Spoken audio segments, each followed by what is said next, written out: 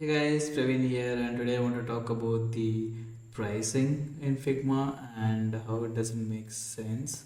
So, basically, I wanted to move on to the professional plan for me and my some of my designers, and I just went to this page and I'm saying this.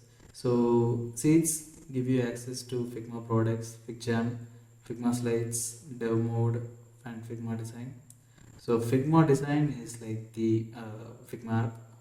So I don't know why that's not available on certain sites. That's the I know that's fine, I guess. Dev mode is for the developers. Again, I don't know why it's a separate thing. Dev mode, because dev mode doesn't have that much features available for you. It gets ready for me. Yeah, German doesn't have that much features, improved handoff experience. They could have easily added this in just the Figma app itself. It doesn't have that many features and okay, fine. Figma slides. I forgot that this existed in the app, and I've used Figma for like at least 6 hours a day every day, and I forgot Figma slides exist. And FigJam, I don't know anyone apart from people in Figma who uses FigJam.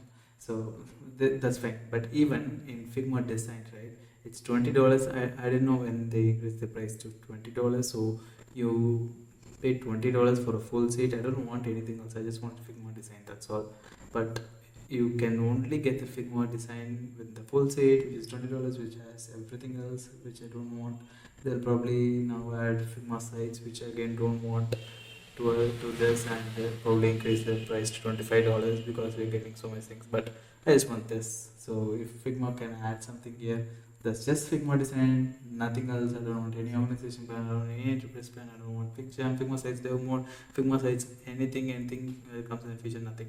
I just want Figma design. So if they could add something in between this just for that, that'd be great. Because you know, I think they know that people don't use this as much because they are a design company first and foremost. So they should probably focus on the Figma design part of it rather than anything else.